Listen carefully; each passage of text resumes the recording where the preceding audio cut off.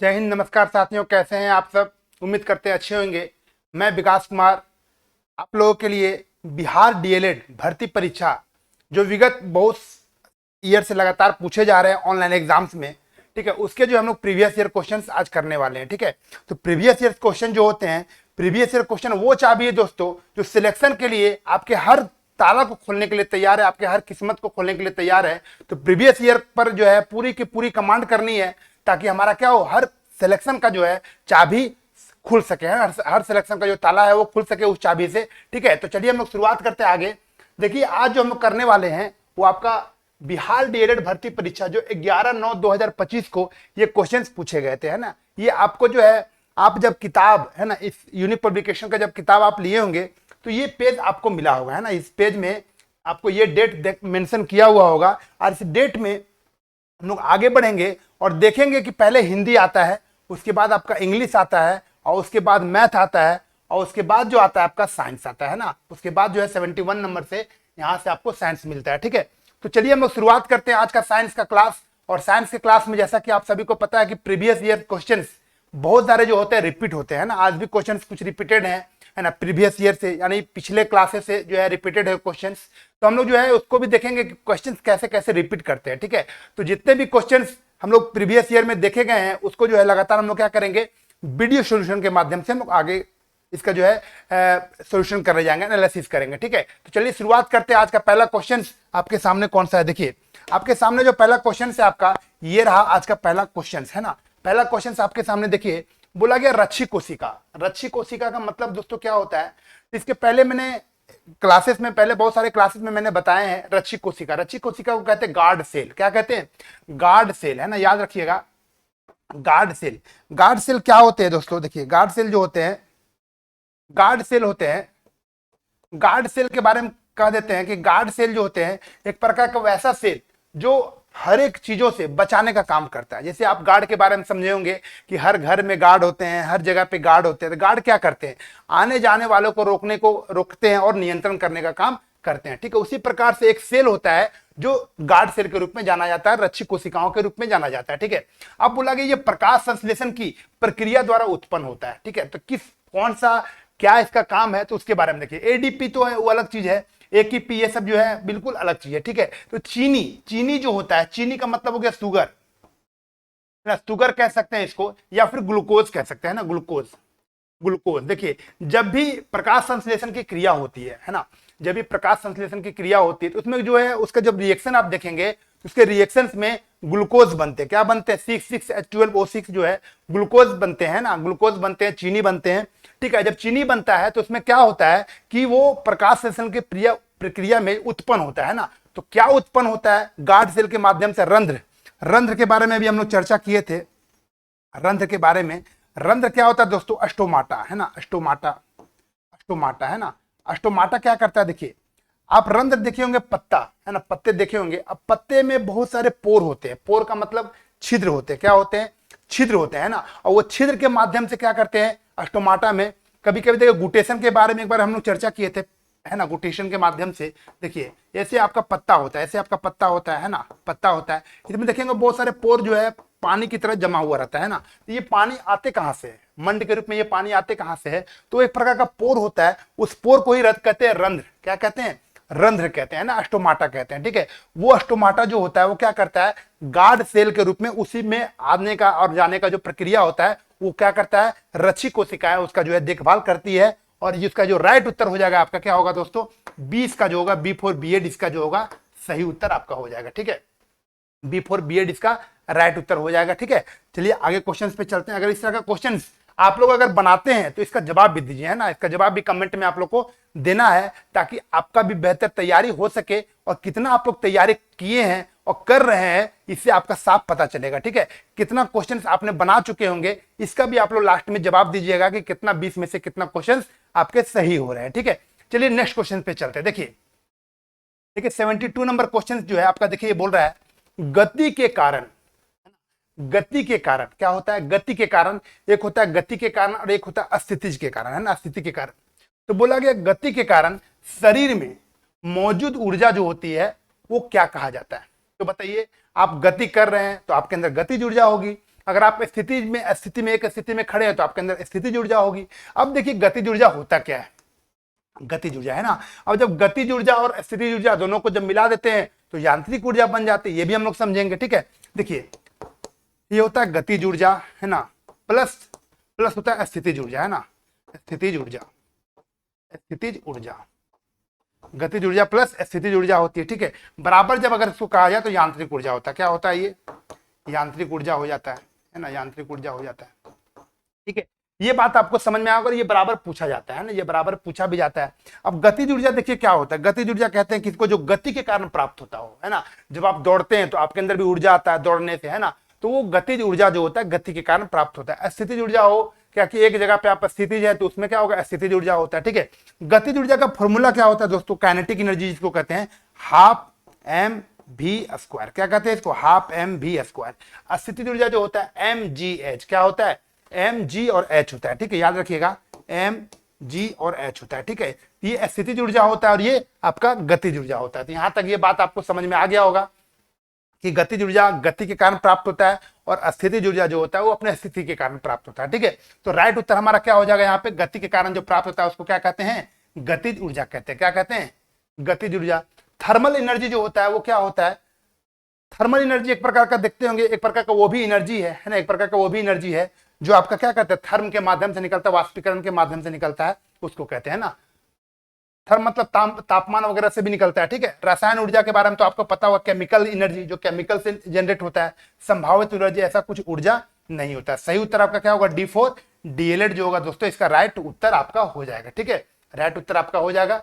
इस unique publication से जुड़ने वाले सभी विद्यार्थियों को मैं कहूंगा कि एक बार आप जो है किताब को खरीद करके इसका सोल्यूशन जो है आप जरूर करें, एक बार इसको प्रैक्टिस जरूर करें, या फिर अगर ये नहीं कर पाते हैं, अगर ये नहीं कर रहे हैं तो आप बुक को जब खरीदेंगे तो वहां पे कूपन कोड के माध्यम से जो है उसमें जुड़ सकते हैं और इस ऐप को जो है डाउनलोड कर सकते हैं। इस ऐप के माध्यम से आपको लगातार बहुत सारे जो है प्रीवियस ईयर क्वेश्चंस आपको मिलेंगे डिफरेंट एग्जाम्स के, ठीक है।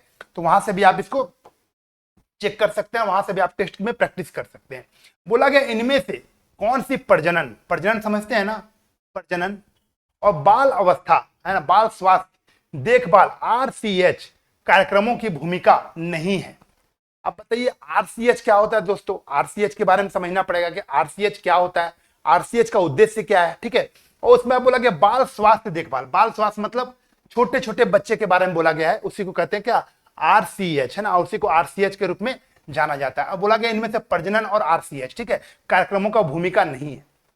अब देखिए ये होता क्या है, तो RCH का मतलब होता है कि आपके अंदर पॉजिटिव भावना देना, है ना, पॉजिटिव मतलब प्रजनन दर को बढ़ाना, है ना, वो स्वास्थ्य रिलेटेड होता है, बच्चे में प्रजनन की क्षमता को, जो बच्चा होता है उसका केयर करना, है ना, प्रजनन क्षमता को बढ़ाना, प्रजनन दर को बढ़ाना, ये सब चीज जो होता है उसमें RCH कार्यक्रम में जुड़ा होता है। देखिए बोला गया पहला ऑप्शन प्रजनन स्वास्थ्य के बारे में जागरूकता फैलाना, प्रजनन के स्वास्थ्य के बारे में जागरूकता फैलाना, तो बिल्कुल यहां बोला गया आपका क्या, नहीं के बारे में बोला गया दोस्तों, यहाँ पे नेगेटिव चीजों के बारे में बोला गया, नहीं कौन नहीं है, ठीक है। तो ये तो आपका सही है, ये तो होगा, ये तो पॉजिटिव लाइन है ना। फिर बोला गया प्रजनन रूप से स्वस्थ समाज के निर्माण के लिए सुविधाएं प्रदान करना, है ना, ये भी सुविधाएं प्रदान करना, यानी कहना चाह रहा है ये प्रजनन रूप से स्वस्थ समाज के लिए, वैसा समाज जो स्वस्थ हो, निर्माण के लिए सुविधाएं क्या हो, पूरा का पूरा प्रदान करना चाहिए, यानी ये भी हमारा क्या है, राइट उत्तर हो जा रहा है, ठीक है। फिर देखिए प्रजनन रूप से बीमार लोगों को सहायता प्रदान करना, ये भी जो है हमारा क्या है, पॉजिटिव लाइन है, यानी हमारा ये पॉजिटिव लाइन है। नेक्स्ट बोला गया है क्या, गर्भपात को बढ़ावा देना। गर्भपात का मतलब क्या होता है दोस्तों, यानी जो महिलाएं गर्भ होती है ना, गर्भ धारण करती है, उसके गर्भ को क्या करना, नष्ट कर देना, उसके गर्भ को नष्ट कर देना कहते हैं गर्भपात। या तो यहाँ पे जो है ये जो है बढ़ावा देना, कहने का मतलब ये नकारात्मक पॉइंट हो जाता है, और ये आपका क्या है, बिल्कुल डी इसका जो है सही उत्तर आपका हो जाएगा, क्योंकि यहाँ पे बोला गया भूमिका नहीं है, यानी ये हमारा क्या होगा, बिल्कुल का बिल्कुल रॉन्ग आंसर हो जाएगा, यानी डी इसका जो होगा D4 डीएलएड इसका जो है सही उत्तर आपका हो जाएगा, ठीक है। तो ये क्वेश्चन अगर आपको समझ में आ रहा होगा तो वीडियो को एक बार लाइक भी करेंगे और शेयर भी करेंगे अपने दोस्तों से, ठीक है। चलिए हम लोग आगे चलते हैं। आगे देखिए बोला गया है समस्थानिक, है ना, समस्थानिक के बारे में बोला गया है, समस्थानिक का उपयोग कहाँ कहाँ उपयोग करते हैं, तो बहुत जगह पे समस्थानिक का उपयोग करते हैं दोस्तों, ठीक है। समस्थानिक का उपयोग बहुत जगह पे करते हैं, जैसे नाभिकीय रिएक्टर है, नाभिकीय रिएक्टर जब हम लोग बनाते हैं तो नाभिकीय रिएक्टर में भी बहुत सारे कैडमियम, है ना, छड़ वगैरह का यूज करते हैं, यूरेनियम का यूज करते हैं ना, बहुत सारा चीजों का उसमें यूज करते हैं जो समस्थानिक होते हैं ना, समस्थानिक होते हैं। थोरियम हो गया, कैडमियम हो गया, यूरेनियम हो गया, ये सब जो है बहुत सारी चीजों को वहां पे उपयोग करते हैं। चिकित्सा में जैसे कैंसर 60 है ना, कैंसर के बारे में होते हैं ना, कोबाल्ट 60 है ना, वो कोबाल्ट 60 में भी जो है कैंसर के चीजों में इसको चिकित्सालय में वहां पे यूज करते हैं, ठीक है, वहां पर भी ये यूज करते हैं। धातु के बने बर्तन, धातु का जो बर्तन बनाया जाता है, बर्तन में छिद्र का पता लगाने के लिए भी इसका यूज करते हैं, ठीक है, यानी छिद्र जब रह जाता है तो छिद्र कैसे रहता है, छिद्र को पता लगाने के लिए भी इसका यूज करते हैं, ठीक है। तो सही उत्तर इसका क्या होगा, D4 DLED जो होगा इसका, D4 DLED इसका राइट उत्तर आपका हो जाएगा, ठीक है। तो यहाँ पे बहुत अच्छा क्वेश्चन पूछा गया था, समस्थानिक का उपयोग किसमें किसमें होता है, तो नाभिकीय रिएक्टर में भी होता है ना, चिकित्सा में भी होता है, धातु के बने बर्तन के छिद्र को पता लगाने के लिए भी इसका आंसर होता है, ठीक है। तो सही उत्तर आपका क्या होगा, D4 DLED जो होगा बिल्कुल सही उत्तर आपका हो जाएगा, ठीक है। कहते हैं ना दोस्तों, जो विद्यार्थी प्रीवियस ईयर क्वेश्चन में समझ है ना, समझ लेता है, जो विद्यार्थी प्रीवियस ईयर क्वेश्चन को समझ लेता है, आधी परीक्षा वही आदमी क्या करता है, जीत लेता है ना। प्रीवियस ईयर के क्वेश्चन का मतलब ही होता है कि आधी जीत सुनिश्चित कर लेना। प्रीवियस ईयर का क्वेश्चन जो लगाता है वो आधी जीत ऐसे ही सुनिश्चित कर लेता है ना, प्रीवियस ईयर क्वेश्चन के माध्यम से।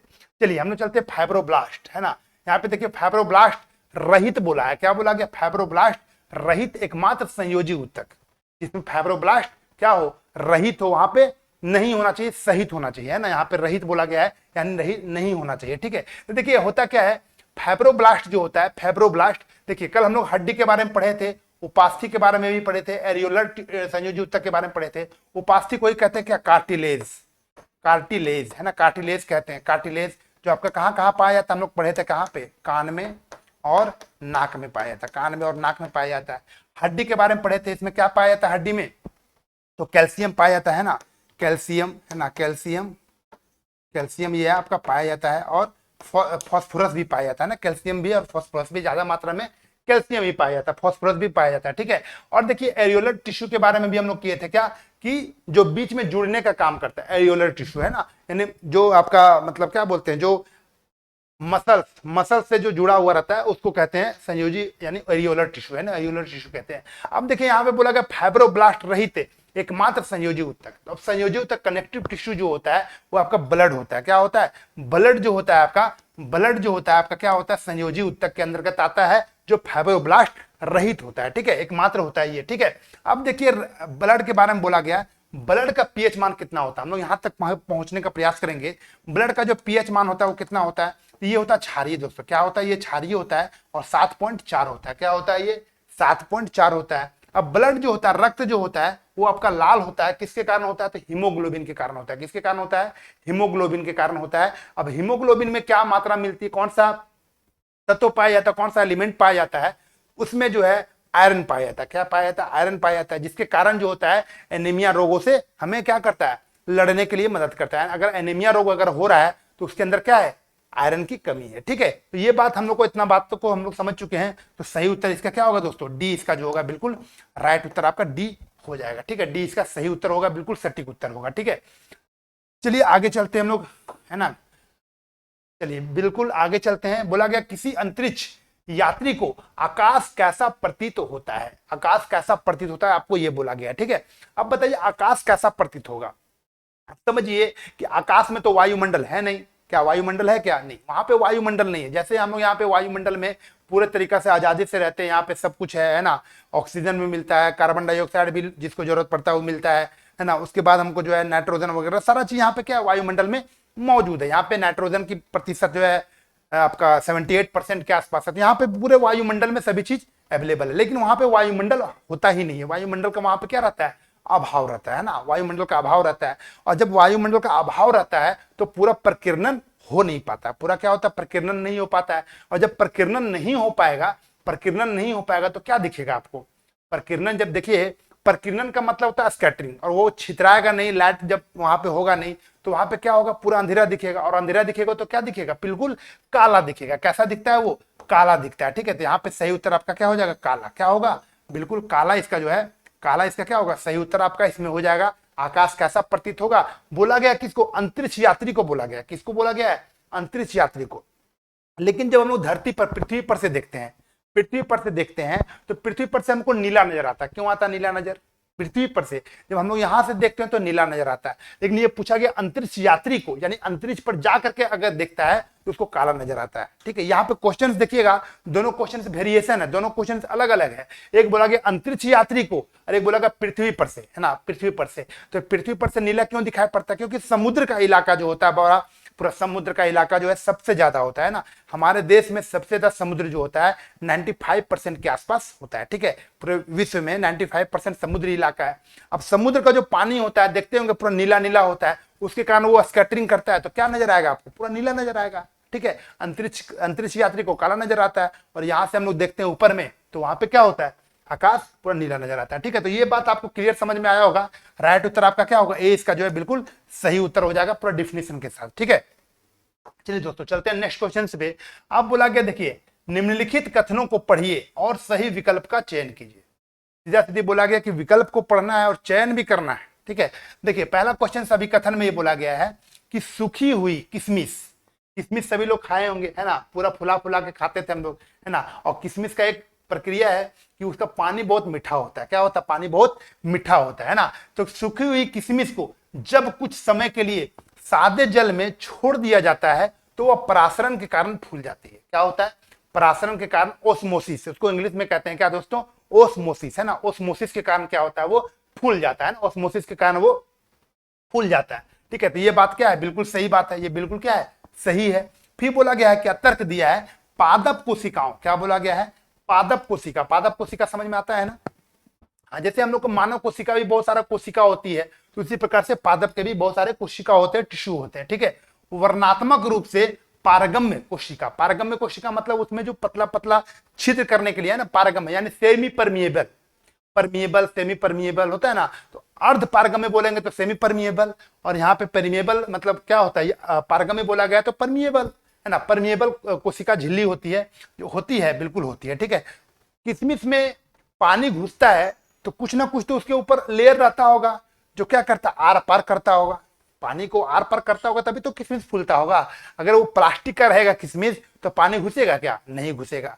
लेकिन वो क्या रहता है? प्राकृतिक रूप से रहता है। ठीक है, जब प्राकृतिक रूप से रहता है तो क्या रहता है? वो पारगम्य कोशिका झिल्ली रहती है। क्या रहती है? पारगम्य कोशिका झिल्ली रहती है, जो क्या करते हैं? पानी को अवशोषित करती है। ठीक है, तो यहाँ पे बोला गया है क्या? यानी यहाँ पे जो है आपका कथन भी सही है और आपका तर्क भी इसका बिल्कुल सही है। ठीक है, तो सही उत्तर हमारा क्या हो जाएगा? दोनों का दोनों सही है। दोनों का दोनों क्या है? बिल्कुल दोनों का दोनों सही है। और आर ए की सही व्याख्या करता है। आर ए की क्या करता है? व्याख्या करता है, सही व्याख्या करता है। यहाँ पे बिल्कुल आंसर क्या होगा? D4 डीएलएड जो होगा इसका राइट उत्तर हो जाएगा। यानी यहाँ पे आपको पकड़ना पड़ेगा कि कौन सा विधि होता है। यहाँ पे पूछा जाता है एग्जाम में कि कौन सा विधि के द्वारा किशमिश फूल जाती है, तो सीधा सीधी आपको बताना है क्या? परासरण। क्या बताना है? परासरण बताना, या ओस्मोसिस, दोनों लिखा रहेगा। इंग्लिश में ओस्मोसिस रहेगा और हिंदी में परासरण रहेगा। ठीक है, परासरण रहेगा। ठीक है, चलिए आगे चलते दोस्तों। इसका आंसर जो है आपका डी, आप लोग भी सही आंसर मार लिए होंगे डी इसका। ठीक है, डी सबका आंसर सही भी हो गया होगा। ठीक है, चलिए आगे चलते हैं नेक्स्ट। देखिए 78 नंबर क्वेश्चन में आपको बोला जा रहा है, द्रव रखने वाले, क्या द्रव, द्रव समझते हैं ना, पात्र, वैसा पात्र के बारे में बोला गया है जहां पे लिक्विड को रखा जाता है, वैसे द्रव को रखा जाता है, उसको बोला जाता है क्या?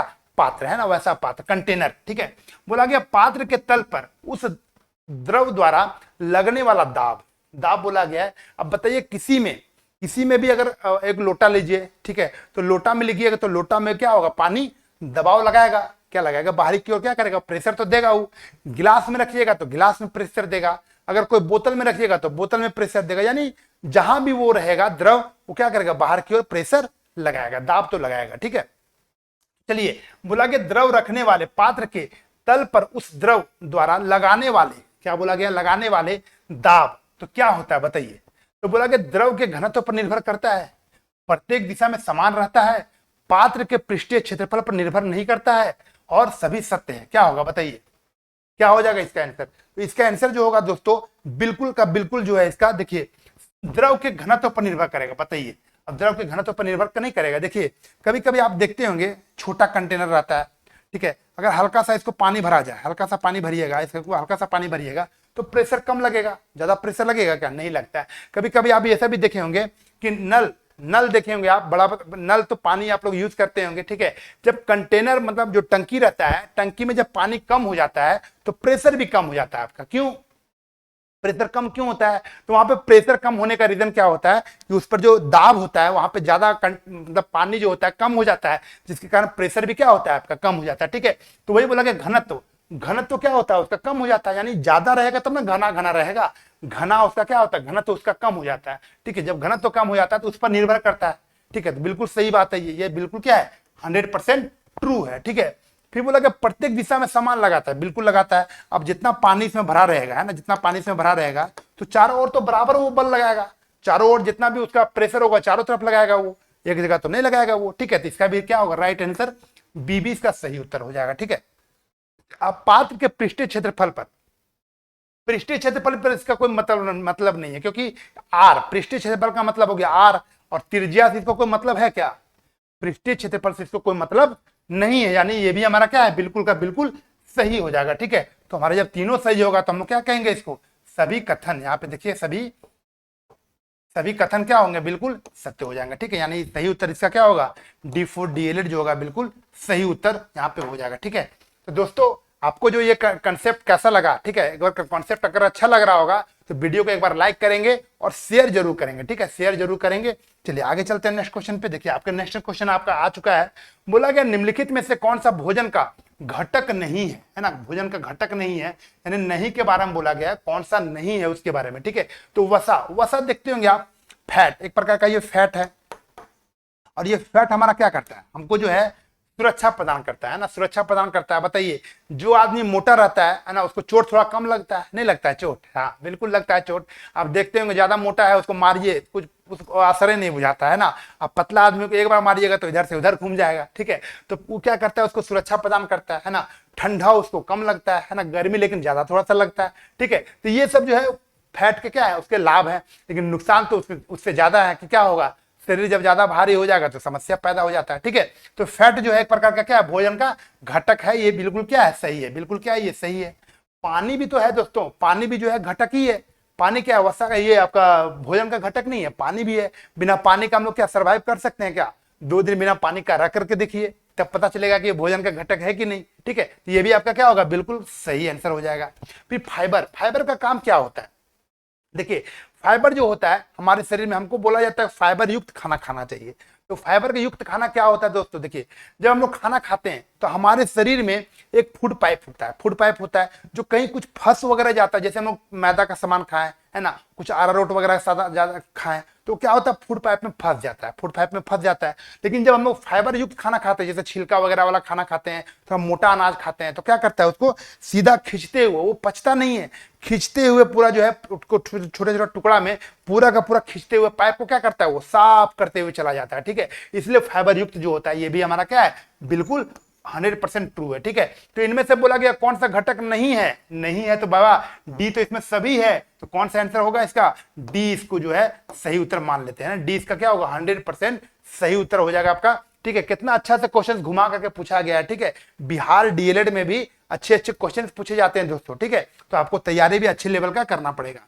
चलिए आगे चलते हैं दोस्तों, बोला गया है इनमें से किस तत्व में 2 कोष होते हैं? 2 कोष का मतलब 2 कोष है ना, 2 कोष होते हैं। अब 2 कोष का मतलब क्या होता है? देखिए आप देखते होंगे KLM है ना, KLMN है ना, ये सब जो कोष होते हैं ना 2 कोष होते हैं।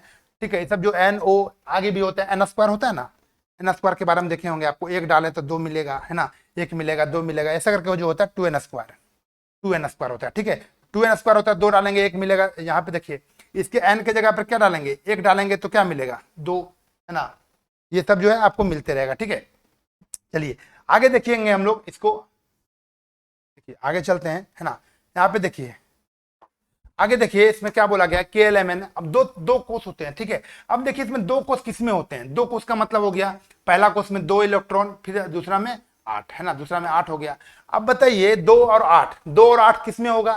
तो 2 8 8 और 32 ऐसा करके होता है, 2 8 18 18 32 ऐसा करके होता है ना, 2 8 18 18 32 ऐसा होता है। ठीक है, ऐसा होता है। ठीक है, तो इसमें 2 कोष बोला गया, 2 कोष का मतलब हो गया क्या 2 कोष यही हो गया। ठीक है, 1 कोष और ये एक दूसरा कोष। अब दूसरा कोष मिला करके कितना होगा 2 और 8 10। अब बताइए 10 किसका होता है परमाणु संख्या? तो ये नियोन का होता है 10, बोरोन का भी होता है ना, हीलियम का होता है, हीलियम का कितना होता है, 1 होता है ना, कैल्शियम का कितना होता है, 20 होता है, 20 और 40 होता है, ठीक है। तो ये सब आपको जो है याद रखना पड़ेगा, ये सब जो है आपको याद रखना पड़ेगा, ठीक है। बोरोन का भी होता है 6 या कुछ होता है ऐसा बोरोन का, ठीक है।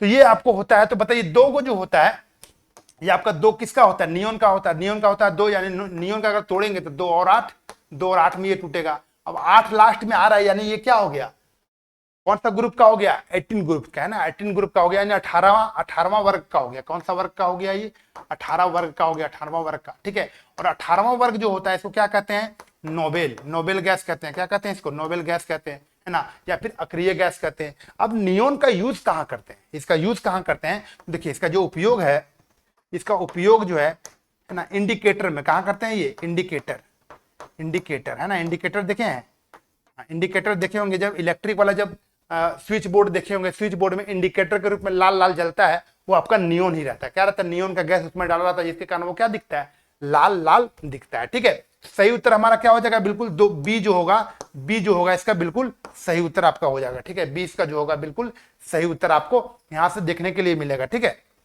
चलिए आगे चलते दोस्तों, बोला गया लिटमस पेपर, देखेंगे लिटमस पेपर, बिल्कुल बचपन में आपने देखा होगा, जब 8, 9, 10 में पढ़ते होंगे तो टीचर आपको करवाए होंगे प्रयोगशाला में, है ना, लाइब्रेरी में आपको करवाए होंगे, ये प्रयोगशाला में आपको करवाया गया होगा इसके बारे में, ठीक है, लेबोरेटरी में, है ना।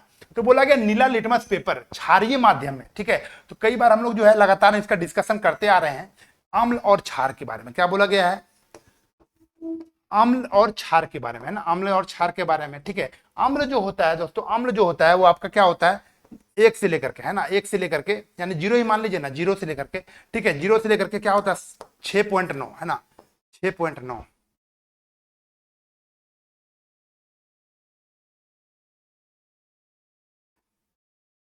चलिए देखिए ये हो गया अम्ल, है ना, ये 0 से लेकर के 6.9 तक, है ना, 6.9 तक ये क्या होता है, अम्ल होता है। और जैसे हम 7.1 करते हैं, 7.1 से जो 14 तक क्या होता है, क्षार होता है, ठीक है, क्षार होता है।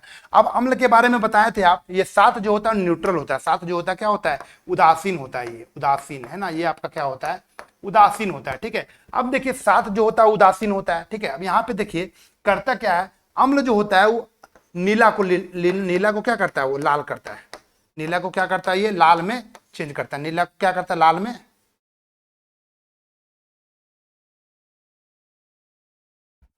नीला को वो लाल में चेंज करता है ना, नीला को वो लाल में चेंज करता है, ठीक है। नीला को लाल में, नीला को, है ना, नीला को लाल में, ठीक है, नीला को लाल में करता है। अब ये क्या करेगा, लाल को नीला में करेगा, लाल को नीला में करेगा, ठीक है, लाल को नीला में करेगा, ठीक है। अब ये खुद जो रहता है वो पेपर चेंज रहता है, ठीक है। अब देखिए यहां पे बोला गया नीला लिटमस पेपर क्षारीय में, अब क्षार में लाल को नीला में करता है, नीला जो रहेगा वो तो नीला में रहेगा, वो नीला को अगर नीला को नीला चेंज होगा क्या, नीला अगर क्षार में डालेंगे तो खुद लाल को नीला में करना, लाल रहेगा तब नीला होगा। अब नीला डालेंगे तो क्या रहेगा, नीला खुद नीला में रहेगा, वो तो चेंज नहीं ना होगा। वो अगर एसिड में डालेंगे तब क्या होगा, नीला लाल में चेंज हो जाएगा। लेकिन बोला गया यहाँ पे क्या, क्षार में डालने के लिए बोला गया है। अब क्षार में डालेंगे तो क्या करता है, लाल को नीला में दोस्तों चेंज करता है। जब नीला में चेंज, खुद चेंज वो नीला में ही है, खुद वो नीला में ही है, तो क्या लाल थोड़े हो जाएगा वहां पे क्षार में। तो इसका सही उत्तर क्या होगा, नो चेंज। यहाँ पे क्या बोला गया आंसर, सी इसका होगा दोस्तों, बिल्कुल यहाँ पे कोई चेंज नहीं होगा। क्यों चेंज होगा, जब वो क्षार में है तो, ठीक है। चलिए यहाँ पे आपको बहुत अच्छा से ये आपको चार्ट के माध्यम से आपको समझाए होंगे और समझ में भी आपको आया होगा। अगर आपको ये बात समझ में आ रहा होगा तो वीडियो को लाइक भी करेंगे और शेयर भी करेंगे दोस्तों के बीच, ठीक है। चलिए आगे चलते हैं दोस्तों। बोला गया आनुवांशिकता के जनक, आनुवांशिकता के जनक भी हैं और आनुवांशिकता के पिता भी हैं। किसको कहा जाता है, तो ग्रेगर मेंडल को। किसको कहा जाता है, ग्रेगर मेंडल, है ना। ये ग्रेगर मेंडल क्या है, तो मटर के पौधे पर जो इन्होंने रिसर्च किया था, है ना, और इन्होंने बताया क्या कि लंबे पौधे, बौने पौधे, इस सब के बारे में इन्होंने जो है क्या किया था, खोज भी किया था आनुवांशिकता के बारे में, है ना। लंबे पौधे को अगर छोटे पौधे से मिलाएंगे तो क्या बनेगा, छोटे पौधे को लंबे पौधे से क्या बनेगा, ये सब सारा चीज के बारे में इन्होंने ये क्या किया था, खोज भी किया था, ठीक है। डार्विन जो है विकासवाद का सिद्धांत दिए थे। क्या दिए थे, ये विकासवाद का सिद्धांत, है ना, विकासवाद का सिद्धांत, विकासवाद का सिद्धांत दिए थे इन्होंने, है ना, विकासवाद का सिद्धांत दिया था, ठीक है। जेम्स वाटसन, वाटसन और क्रिक के बारे में आपको पता है, डबल हेलिक्स मॉडल, है ना, डीएनए का डीएनए का जो खोज भी किए थे और डीएनए का डबल हेलिक्स मॉडल भी खोज किए थे ना जेम्स वाटसन ना, वाटसन और क्रिक दोनों थे।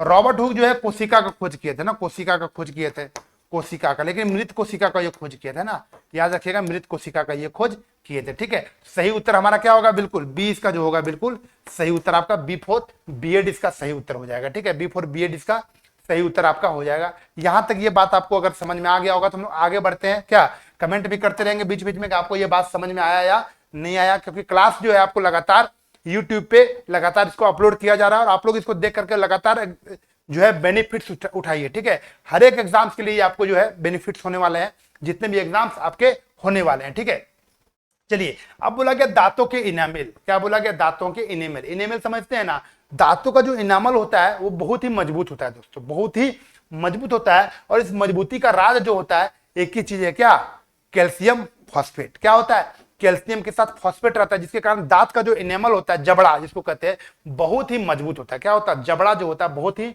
मजबूत होता है। इसका एक ही चीज है, क्या, कैल्शियम फॉस्फेट। यानी कैल्शियम तो बहुत जरूरी है ना, उसमें जो है मैग्नीशियम तो होगा नहीं, सोडियम फॉस्फेट तो होगा नहीं, एल्युमिनियम फॉस्फेट तो होगा नहीं, सीधा सीधे क्या होगा, कैल्शियम फॉस्फेट इसका बिल्कुल सही और सटीक उत्तर आपका क्या होगा, ये इसका जो है बिल्कुल सही उत्तर हो जाएगा। ठीक है, अब बताइए दांत के बारे में हम लोग जब चल रहे हैं है ना, दांत के बारे में, तो बताइए दांत का पीएच मान कितना होना चाहिए, जिससे अगर नीचे हो जाए है ना, जिससे अगर नीचे हो जाए तो जो है दांत झड़ना शुरू हो जाता है, हमारा दांत जो है टूटना शुरू हो जाता है अगर कितना से नीचे हो जाए। तो देखिए अगर आपका दांत का पीएच मान 5.5 से है ना, 5.5 से अगर नीचे हो जाता है, 5.5 से अगर आपका दांत का पीएच मान 5.5 से नीचे हो जाता है तो दंत क्षरण जिसको कहते हैं, दांत झड़ना, दांत टूटना ये शुरू हो जाता है। ठीक है, दंत क्षरण जो है वो शुरू हो जाता है। सही उत्तर हमारा क्या होगा, ए इसका जो है बिल्कुल सही और सटीक उत्तर हो जाएगा। ठीक है, चलिए आगे देखते हैं। ये क्वेश्चन को हम लोग कर चुके थे है ना, ये क्वेश्चन को हम लोग जो है पिछले क्लासेस में कर चुके थे। ठीक है, इसका सही उत्तर हमारा जो है क्या हो जाएगा, 1992 है ना, 1992 में, उसमें जो है शायद कुछ है ना रीजन से कुछ लिखा गया था। ठीक है, तो देखिए 1992 में कब किया गया था, ये 1992 में किया गया था। ठीक है, 1992 में, और ये कहाँ किया गया था, तो ब्राजील में। कहाँ किया गया था, ब्राजील में आपको किया गया था। ब्राजील में भी कहाँ, Rio de Janeiro, Rio de Janeiro. ये रिपीटेड क्वेश्चन है दोस्तों, ये लगातार हमको लगता है कि 4-5-6 सेट में ये क्वेश्चन पूछा गया है ना 2025 में। तो याद रखिएगा इस तरह का क्वेश्चन जो है रिसेंट में लगातार पूछे जा रहे हैं। ठीक है, इस तरह का पृथ्वी सम्मेलन हो गया है ना, वाटर सम्मेलन, सब लगातार कुछ ना कुछ क्वेश्चन पूछे जाते हैं। ठीक है, तो रियो डी जेनेरियो में ये हुआ था। ठीक है, तो याद रखिएगा आप है ना। अब पृथ्वी दिवस कब मनाया जाता है, तो 22 अप्रैल को। याद रखिएगा पृथ्वी दिवस कब मनाया जाता है, पृथ्वी दिवस जो है 22 अप्रैल को है ना, 22 अप्रैल को जो है पृथ्वी दिवस मनाया जाता है। ठीक है, चलिए यहां तक आपको ये बात समझ में आ गया। 22 मार्च को कब मनाया जाता है, 22 मार्च को जल दिवस, बिहार दिवस दोनों मनाया जाता है ना। 22 मई को क्या मनाया जाता है, तो जैव विविधता दिवस मनाया जाता है। यानी 22 का जो आंकड़ा है उसको आपको क्या रखना है, याद रखना है, ध्यान रखना है। ठीक है, चलिए सही उत्तर हमारा क्या होगा, इसका ए इसका जो है बिल्कुल सही और सटीक उत्तर आपका हो जाएगा। ठीक है, चलिए आगे चलते बोला गया रॉकेट किस सिद्धांत पर काम करता है, रॉकेट किस सिद्धांत पर काम करता है, तो रॉकेट जो है हमेशा संवेग संरक्षण के सिद्धांत पर काम करता है। कौन सा सिद्धांत पे, संवेग संरक्षण के सिद्धांत पे। देखिए संवेग क्या होता है, तो संवेग जो होता है P बराबर mv, क्या होता है ये P बराबर mv होता है। संवेग का जो फॉर्मूला होता है वो हमारा क्या होता है, P बराबर mv होता है। ठीक है, P बराबर mv होता है। अब बोलोगे रॉकेट कभी कभी देखते होंगे आप, जब रॉकेट जाता है उसके साथ क्या क्या रहता है, मास तो रहता है ये, प्लस वेलोसिटी। जब वेलोसिटी नहीं रहेगा तो जाएगा क्या, नहीं जाएगा। तो ये आपको समझना पड़ेगा कि मास इंटू वेलोसिटी बराबर क्या होता है, ये आपका होता है संवेग है ना, संवेग होता है। अब देखिए ये बोला गया संवेग संरक्षण का सिद्धांत क्यों होता है, देखिए अब इसमें हमको समझना पड़ेगा कि इसमें थर्ड लॉ का भी यूज होता है। संवेग संरक्षण के सिद्धांत के साथ साथ ये थर्ड लॉ भी इसमें यूज होता है। थर्ड लॉ क्या करता है, कभी भी जब रॉकेट को लॉन्च किया जाता है, रॉकेट जो कभी कभी देखे होंगे आप, अभी मंगलयान, चंद्रयान ये सब लगातार जो है लॉन्च हो रहा था भारत में हमारे। ठीक है, तो वहां पे आपने देखा होगा, वहां पे हमारा देखा होगा कि जब कभी भी रॉकेट लॉन्च होता है तो उसका जो लॉन्चर होता है वो नीचे की ओर पहले बल लगाता है। कहां लगाता है, बल नीचे की ओर पहले बल लगाता है, और नीचे जब बल लगाता है उसके बाद वो ऊपर जाता है, उसके बाद क्या करता है, वो ऊपर जाता है। ठीक है, तो ये बात आपको समझ में आया होगा कि रॉकेट लॉन्चर जो होते हैं वो सीधा सीधी रॉकेट जो लॉन्च करते हैं वो संवेग संरक्षण के सिद्धांत पर ही करते हैं। ठीक है, सीधा सीधी आपको आंसर यहाँ पे कुछ भी ना देरी किए सीधा सीधी क्या करना है, सी को टिक लगा करके जो है आगे बढ़ जाना है। ठीक है, और देखिए वेग क्या होता है, वेग के बारे में आपको पता है कि वेग मतलब एक प्रकार का स्पीड होता है। वेग बराबर क्या होता है, एक प्रकार का स्पीड होता है। ठीक है। जैसे हम लोग बोलते हैं स्पीड, ठीक है, लेकिन स्पीड यहाँ पे किस बेस में होगा, जैसे हम लोग स्पीड दूरी जो होता है, दूरी और एक विस्थापन होता है। क्या होता है दूरी और विस्थापन? दूरी किसको कहते हैं? जो लगातार हम लोग जो है चलते रहते हैं, घूमते रहते हैं, वो एक प्रकार का दूरी हो गया। लेकिन विस्थापन जो होता है न्यूनतम दूरी, है ना, न्यूनतम दूरी को कहते हैं विस्थापन, ठीक है। तो न्यूनतम दूरी बटा जो समय होता है उसको कहते हैं क्या? वेग। और जो मैक्सिमम दूरी और बटा समय जो होता है उसको कहते हैं क्या? चाल कहते हैं। उसको क्या कहते हैं? चाल, ठीक है। तो दोनों में आपको समझ में आया होगा। ऊर्जा जो है, ऊर्जा भी आपको पता होगा, ऊर्जा का SI मात्रक क्या होता है? जूल होता है ना। कार्य का भी SI मात्रक जो होता है वो जूल होता है, ठीक है। द्रव्यमान के बारे में भी पता होगा, मास, है ना, मास को क्या कहते हैं? केजी कहते हैं, है ना, मास को जो है केजी के रूप में जानते हैं, ठीक है। तो ये बात आपको समझ में आया। सही उत्तर क्या हो जाएगा? सी इसका राइट उत्तर हो जाएगा। देखिए, वैकल्पिक धारा, क्या बोला गया? वैकल्पिक धारा, ठीक है। धारा जनरेटर में एसी धारा। अब एसी के बारे में तो आपको पता ही होगा, एसी को क्या कहते हैं? प्रत्यावर्ती धारा। क्या कहते हैं दोस्तों? प्रत्यावर्ती धारा, ठीक है। प्रत्यावर्ती धारा क्या होता है? वो उसका कोई फिक्स नहीं होता है, उसका कोई फिक्स नहीं होता है, ठीक है। जब मन करेगा जाएगा, जब मन करेगा क्या होगा? लौटेगा, है ना। यानी एक तरह का वो एक डायरेक्शन में कभी भी नहीं रहता है, वो डायरेक्शन चेंज करते रहता है ना। डायरेक्शन चेंज इस बेसिस पर करता है जहां पे उसको क्या होगा, अगर लाइन अभी इधर से जा रहा है तो ठीक है, उसका जो है चेंज वेरिएशन वेरिएबल होता है, ठीक है, चेंज करते रहता है वो।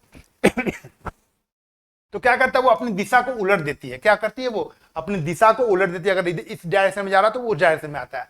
तो बोला गया वैकल्पिक धारा जनरेटर में एसी धारा जो होता है वो अपनी दिशा उलट देती है, ठीक है। तो कितनी बार उलटती है? तो आपको शायद पता होगा, ये बात आपको पता होना चाहिए कि कभी भी, है ना, कभी भी जो होता है वो 50 हर्ट्ज, है ना, 50 हर्ट्ज क्या होता है? 50 हर्ट्ज चेंज होता है ना, 50 हर्ट्ज के बराबर होता है। और 50 हर्ट्ज का मतलब होता है कि 50 बार, है ना, 50 बार इधर से उधर, उधर से इधर, उधर से इधर, उधर से इधर, है ना, 50 बार, है ना। तो ये प्रति सेकंड जो होता है 50 बार क्या करता है? ये चेंज होते रहता है ना, अपने डायरेक्शन को बदलता है। अपने डायरेक्शन को बदलने के कारण ये क्या होता है? 50 बार, यानी 1 मिनट में 50 बार चेंज करता है, ठीक है। ये याद रखिएगा, ठीक है। ये आपको प्रति सेकंड, है ना, प्रति सेकंड 50 बार। सोचिए, 1 मिनट नहीं, 1 सेकंड में 50 बार चेंज करता है। कितना तेजी से ये चेंज होता होगा, ठीक है। ये आपको याद रखना है, ठीक है। 50 सेकंड आपको 50 बार एक सेकंड में याद रखना है, ठीक है। सही उत्तर आपका क्या होगा? D4 D8 इसका सही उत्तर हो जाएगा, ठीक है। अब एसी के बारे में कुछ समझते हैं, अल्टरनेटिंग करंट के बारे में। ये क्या होता है? इसमें जो वोल्टेज होते हैं वो समान होते हैं, धारा जो होता है बिल्कुल अलग अलग होता है, ठीक है। धारा क्या होता है? बिल्कुल अलग अलग होता है। लेकिन डीसी करंट जो होते हैं उसमें क्या होते हैं? वोल्टेज जो होते हैं अलग अलग होते हैं और धारा क्या होती है? समान होती है, ठीक है। धारा क्या होती है? समान होती है। तो ये सब बातें जो है आपको बहुत सारे फैक्ट के माध्यम से समझाने का प्रयास कर रहे हैं। अगर आपको ये अच्छा लग रहा होगा तो बिल्कुल इस पब्लिकेशन के माध्यम से आप बुक भी लेंगे और ये वीडियो के माध्यम से जो है ऐप से जुड़ेंगे और लगातार आपको यहाँ से क्या करेंगे? अपनी तैयारी को मुकम्मल करते रहेंगे और बेनिफिट्स यहाँ से उठाते रहेंगे, ठीक है। चलिए आगे चलते दोस्तों नेक्स्ट क्वेश्चन पे। अब बोला गया गाय के गोबर, गोबर के बारे में बोला गया है। अब गाय का गोबर जो होता है कितना इंपॉर्टेंट होता है वो आपको पता है। ऑर्गेनिक खेती के लिए ना, ऑर्गेनिक खेती के लिए बहुत ज्यादा इंपॉर्टेंट होता है ना। जितना हम लोग खाद डाल करके और जमीन को बर्बाद कर लेते हैं, अगर सही से अगर यूटिलाइज गोबर का किया जाए, आपको पता होगा सिक्किम जो है आपका क्या कर रहा है अभी? ऑर्गेनिक खेती पर सबसे ज्यादा ध्यान दे रहा है ना। और ऑर्गेनिक खेती पर वर्ल्ड में सबसे ज्यादा अगर बढ़िया काम किया है तो सबसे ज्यादा वर्ल्ड में नंबर 1 स्थान किसका है? सिक्किम का है। क्या किया वो? ऑर्गेनिक खेती किया। ऑर्गेनिक खेती में गोबर वगैरह का प्रयोग ज्यादा किया, ठीक है। तो उसी प्रकार से हम लोग को भी समझना होगा कि गाय के गोबर का उचित उपयोग, यहां पे बोला गया उचित उपयोग, ठीक है। अब उचित उपयोग क्या होता है कि कहीं भी वैसा ही जगह पे उपयोग करना है जहां पे क्या हो, उसका यूज करना चाहिए, ऐसा उसी को कहते हैं उचित उपयोग, ठीक है। अब देखिए बोला कि दवा में, बताइए दवा में प्रयोग करते हैं, ये आपने जानता है नहीं। दवा में कहने का मतलब है कि आप आयुर्वेदिक वगैरह का यूज कर सकते हैं, दवा वगैरह में यूज किया जाता है, लेकिन जनरली इसका उचित माध्यम नहीं है, ठीक है। ईंधन में तो करते हैं, ईंधन में तो करते हैं, है ना, गोबर का जला करके जो है यूज करते हैं, इसको सीएनजी के रूप में यूज करते हैं। लेकिन यहाँ पे हमको बोला कि उचित, यहाँ पे क्या बोला गया? उचित, ठीक है। और एक से ज्यादा माध्यम दिया भी नहीं है। तो मैक्सिमम जो है सबसे उचित कहाँ पे है? ये सबसे ज्यादा जो यूज होता है वो खाद में होता है। कहाँ होता है? खाद बनाने के यूज में सबसे ज्यादा इसका यूज करते हैं, ठीक है। बाकी छोटा मोटा सब जगह पे कम यूज, इंटरनेट जिसे कहते हैं ना इनडायरेक्ट रूप से यूज होता है, लेकिन डायरेक्ट रूप से हमारा खाद में यूज होता है, ठीक है। तो यहाँ पे उचित आंसर जो है हमको मारना है क्या? खाद, ठीक है। चलिए इसका जो सही उत्तर आपका सी, इसका जो है सही उत्तर हो जाएगा, ठीक है। अब बोला गया द्रव की सतह। देखिए नेक्स्ट क्वेश्चन 88 नंबर पे है कि द्रव की सतह का वाष्पीकरण होता है क्योंकि सतह पर मौजूद कण, आप बताइए, यहाँ पे सबसे जबरदस्त डिफरेंट क्वेश्चन आ गया कि यहाँ पे कैसे क्वेश्चंस को टैकल करना है। ठीक है, तो बोला गया द्रव की सतह है ना, द्रव द्रव देखे होंगे आप, द्रव की ये सतह हो गया है ना, द्रव की ये सतह हो गया। ठीक है, द्रव की ये सतह हो गया। तो वाष्पीकरण होता है, क्या होता है वाष्पीकरण, वाष्पीकरण के बारे में आपको पता होगा कि कैसे कैसे वाष्पीकरण ये होता है। ठीक है, वाष्पीकरण क्या होता है कि सतह के ऊपर से पानी जो है वेपोराइज बनकर के क्या होता है वो उड़ जाता है, उसी को कहते हैं वाष्पीकरण। ठीक है, तो बोला गया एक दूसरे के बीच आकर्षण बल को जोड़ने हेतु पर्याप्त ऊर्जा होती है ना। आकर्षण बल, आकर्षण बल का मतलब खींचने वाला बल है ना, खींचने वाला बल है ना। तो पृथ्वी की सतह पर वाष्पीकरण होता है क्योंकि ये सतह पर क्या होता है, ये सतह पर जो मौजूद कण होते हैं, सतह पर जो मौजूद कण होते हैं वो क्या करते हैं, अन्य कणों के माध्यम से, अन्य कणों के बीच जो होता है आकर्षण बल होता है ना, अन्य कणों के बीच आकर्षण बल होता है ना। और आकर्षण बल होता है जिसके कारण क्या होता है, ये पर्याप्त ऊर्जा उसमें होती है और एक दूसरे के बीच आकर्षण बल के कारण क्या होता है, ये इसको संभव कर पाता है क्योंकि ये सतह पर मौजूद कण होते हैं जो दूसरे कण को क्या करते हैं, खींचने का प्रयास करते हैं। ठीक है, अब बताइए यहाँ पे देखिए, यहाँ पे देखिए जब यहाँ पर ये बुलबुला बनकर के उड़ता है ना, वाष्पीकरण के माध्यम से जो उड़ता है तो एक दूसरे के क्या होता है, एक प्रकार का जोड़ेगा नहीं तो खींचेगा कैसे, खींचने का माध्यम हो गया कि यहाँ पर देखिए, यहाँ पर है तो ये क्या हो रहा है, खींच रहा है ना, ये खींच रहा है, ये आपका क्या हो रहा है, खींच रहा है। यानी खींचने का माध्यम यहाँ पे बोल रहा है कि एक दूसरे को क्या करता है, जोड़ने का प्रयास करता है। ठीक है, तभी वो तो लगातार वाष्पीकरण होता है, तभी तो लगातार वाष्पीकरण हो रहा है। सही उत्तर हमारा क्या हो जाएगा इसका, ए इसका जो है बिल्कुल राइट और सही सटीक उत्तर आपका ए हो जाएगा। ठीक है, ए इसका जो है सटीक उत्तर आपका हो जाएगा। ठीक है, चलिए दोस्तों अब आगे चलते हैं नेक्स्ट क्वेश्चन पे और देखते हैं नेक्स्ट क्वेश्चन आपके सामने यह रहा है ना, पानी में स्रोत 89 नंबर क्वेश्चन है और ये न्यूमेरिकल्स है आपका है ना, ये न्यूमेरिकल्स है और छोटे छोटे न्यूमेरिकल्स जो होते हैं ये आपके पूछे जाते हैं, छोटे छोटे न्यूमेरिकल्स आपको पूछे जाते हैं। बोला गया पानी में स्रोत और परावर्तक के बीच न्यूनतम दूरी क्या होनी चाहिए ताकि प्रतिध्वनि स्पष्ट रूप से सुनाई दे, है ना। अब आपको प्रतिध्वनि के बारे में समझना पड़ेगा कि ध्वनि जो होता है, देखते होंगे ध्वनि का जो आवर्तकाल समय होता है कितना होता है, वो आपका होता है ना 0.1, कितना होता है ये 0.1 होता है ना, 0.1 होता है। ठीक है, 0.1 होता है ये आपका क्या समय, क्या होता है ये समय होता है, क्या होता है ये समय होता है ना। समय यानी स्पष्ट रूप से जो आपका क्या होता है प्रतिध्वनि स्पष्ट रूप से सुनाई दे, ये आपका समय होता है। ठीक है, ये आपका क्या होता है, समय होता है, यानी प्रतिध्वनि के लिए समय होता है। किसका ध्वनि के लिए, प्रतिध्वनि के लिए, यानी देखते होंगे आप प्रतिध्वनि के लिए ये समय होता है। ठीक है, प्रतिध्वनि का ये समय होता है 0.1 है ना। अब बोला गया न्यूनतम दूरी, अब पानी में ध्वनि की चाल है ना, चाल बराबर बोला गया, क्या बोला गया, चाल बराबर दिया हुआ है। चाल क्या दिया हुआ है आपका 1400 मीटर है ना, 1400 मीटर दिया है। अब हमको पूछा गया है क्या, सीधा सीधी दूरी निकालना, क्या निकालना है हमको, देखिए यहाँ पे न्यूनतम दूरी क्या होनी चाहिए, न्यूनतम दूरी यहाँ पे पूछा गया क्या होनी चाहिए। तो डिस्टेंस हमको कैसे निकालेंगे, डी बराबर यानी दूरी बराबर है ना, तो चाल गुने क्या होगा, चाल गुने समय, चाल गुने समय होगा, भी गुने टी हो जाएगा, भी गुने टी। अब भी कितना है हमारा 1400 है, 1400 है और टी कितना है 0.1 है। अब इसको जब करेंगे तो क्या आएगा 140 आ जाएगा, क्या आएगा 140 आ जाएगा। ठीक है, 140 मीटर आ जाएगा। ठीक है, अब देखिए अब 140 मीटर क्या हो गया, आने और जाने दोनों का ना हो गया जी, एक बार जा रहा है और एक बार आ रहा है। ठीक है, लेकिन यहाँ पे बोला गया है कि पानी में स्रोत और परावर्तक, स्रोत और परावर्तक का मतलब जाना और आना, स्रोत भी है परावर्तक भी है, यानी आना और जाना दोनों के बारे में बोला गया है। ठीक है, कि बीच न्यूनतम दूरी क्या होनी चाहिए, तो न्यूनतम दूरी इसका जो होगा एक तरफ का जोड़ेंगे आना और जाना। ठीक है, इसको क्या करेंगे हम 2 से डिवाइड करेंगे और यहाँ पे क्या लाएंगे 70 मीटर, इसका क्या होगा बिल्कुल सटीक और सही उत्तर आपका हो जाएगा। ठीक है, यहाँ पे 70 मीटर जो होगा बिल्कुल सही और सटीक उत्तर आपका हो जाएगा। ठीक है, तो यहाँ आंसर क्या होगा इसका, बिल्कुल ए जो होगा इसका राइट और शानदार उत्तर यहाँ पे हो गया होगा। ठीक है, अगर ये क्वेश्चन अच्छा लग रहा है आपको तो बिल्कुल क्या करेंगे, एक बार लाइक करेंगे और शेयर करेंगे दबा के। ठीक है, चलिए आगे चलते हैं नेक्स्ट क्वेश्चन पे।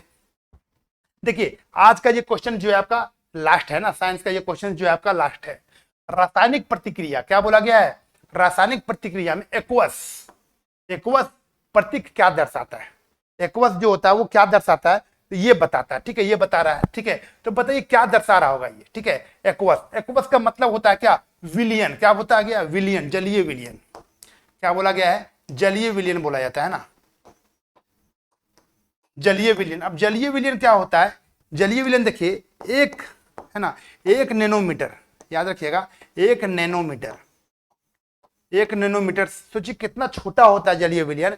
1 नैनोमीटर से लेकर के 1000 नैनोमीटर, कितना 1000 नैनोमीटर है ना, 1000 नैनोमीटर से इतना छोटा होता है ना, इतना छोटा होता है। उसी को हम लोग क्या करते हैं, ये जलीय मीटर कहते हैं। ठीक है, बहुत बहुत ही ये होता है जलीय विलयन में। ठीक है, ये बहुत जलीय विलयन होता है। और ये देखते होंगे आप, है ना, ये आपका जो होता है बहुत ही सूक्ष्म होता है। क्या होता है, ये बहुत सूक्ष्म होता है। तो उसी को क्या कहते हैं, जलीय विलयन को ही हम लोग सीधा सीधे क्या कहते हैं, एक्वस कहते हैं। ठीक है, एक्वस कहते हैं। छोड़िए, इसको मिटा ही देते हैं, ये थोड़ा सा डिफिनेशन अलग हो जा रहा है। ठीक है, चलिए तो सीधा सीधे समझिए, जलीय विलयन किसको कहते हैं, एक घुला हुआ चीज रहता है ना। और पूरा विलयन में पानी में घुले हुए पदार्थ जो होते हैं ना, सीधा सीधे समझिए, पानी में घुले हुए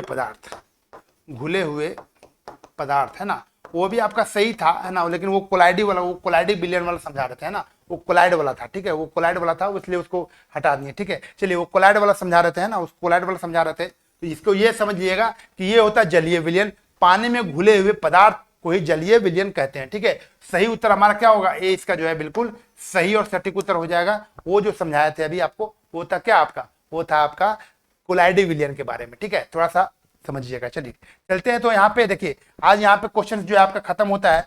और देखिए आपका टेस्ट पास है ना, ये आपका टेस्ट पास नजर आ रहा होगा, यूनिक पब्लिकेशन का टेस्ट पास। इसमें 5000 से प्लस, है ना, 5000 से प्लस टेस्ट आपको इसमें मौजूद है।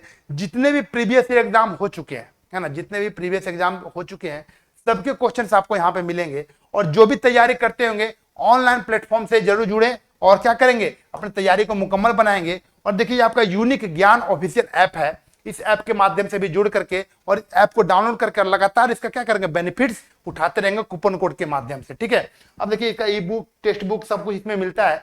हेल्प नंबर है ये। अगर किसी तरह का कोई क्वेरी करना है, किसी तरह का कोई जानकारी लेना है, कोई समस्या आ रही है, इसमें आप व्हाट्सअप भी कर सकते हैं और कॉल भी कर सकते हैं। ठीक है, तो मिलते हैं नेक्स्ट क्लास में, तब तक के लिए सभी को धन्यवाद। जय हिंद, बेस्ट ऑफ लक।